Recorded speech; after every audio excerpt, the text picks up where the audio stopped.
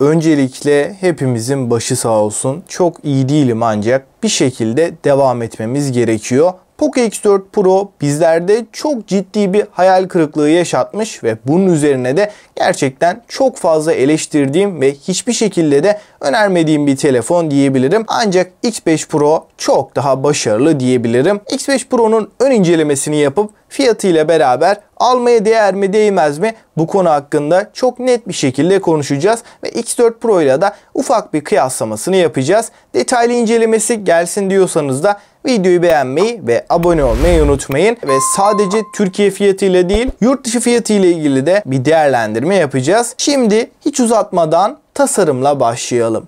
Poco X5 Pro tasarım anlamında çok daha özgün ve bir o kadar şık bir tasarımla önümüze çıkıyor. Arka kapak ve çerçeveler plastik fakat burada kesinlikle kalitesiz bir malzeme yapısından bahsetmiyoruz. Elde tutarken de ucuz bir hissiyat uyandırmıyor ve kameraların tasarımı da Poco logosu da bu kez bence güzel olmuş. 7.9 mm kalınlık ve 181 gramlık ağırlığıyla hem ağırlık hem de kalınlık konusunda ideal bir seviyede diyebilirim.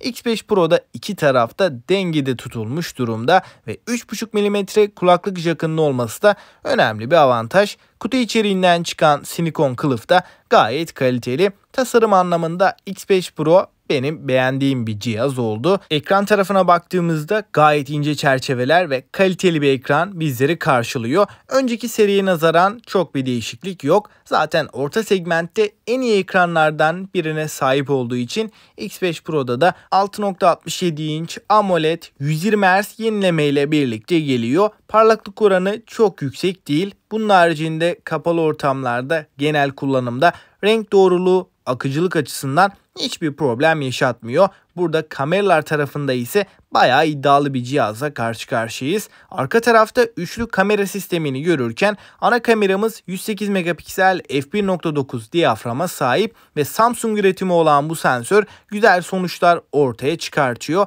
8 megapiksel ultra geniş ve 2 megapiksel makro kameramız da var. Video konusunda da 4K 30 FPS'te videolar çekebiliyoruz. OIS yok, sadece EIS var. Ön tarafta da 16 megapiksel EIS destekli Full HD 60 FPS desteğimiz de bulunuyor. Detaylı incelemede kameralara daha fazla dalacağız. Yonga setine baktığımız zaman da X5 Pro gayet iyi bir işlemciyle yani Snapdragon 778G ile geliyor. Bu işlemci zaten piyasadaki en dengeli işlemcilerden diyebilirim. Hem performansı yüksek hem de verimli, oyunlarda da en yüksek ayarlarda lag, takılma, donma problemi olmadan oynayabiliyoruz. Isınma konusunda da bir o kadar başarılı. 8 GB RAM var fakat hafıza kartı desteği X5 Pro'da yok. Batarya konusunda da 5000 mAh batarya ve 67 Watt hızlı şarjı görürken Dolby Atmos stereo hoparlörlere de sahip. Yazılım kısmında ise X5 Pro Android 12 fakat MIUI 14 arayüzüyle geliyor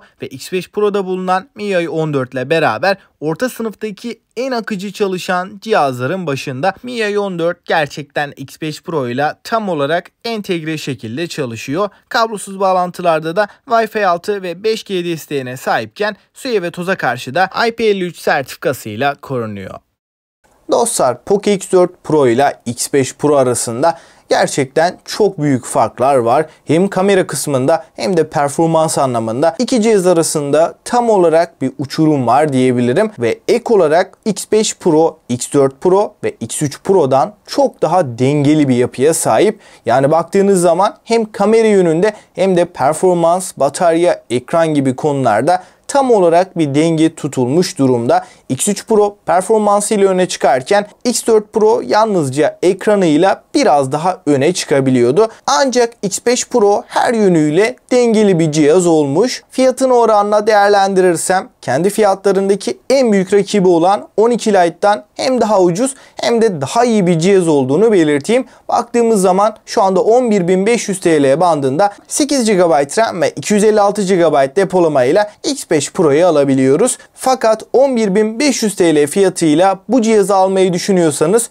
biraz bekleyin derim. Çünkü bu fiyatların daha da altına inecektir. Büyük ihtimalle 1-2 ay içinde X5 Pro'yu 10.000 bandında bulabileceğiz. Ayrıyeten yurt dışı tarafında da 6.000-7.000 bandında tercih edilebilecek güncel bir cihaz diyebilirim. Detaylı testlerini yapacağımız incelemesi de gelecek. Onu da kaçırmamak için abone olup bildirimleri açmayı unutmayın. Ve son olarak da sizce X5 Pro ile hangi cihazın karşılaştırması gelsin? Onu da yorumlarda yazmayı unutmayın. Ve bir sonraki videoya kadar kendinize çok iyi bakın ve hoşça kalın.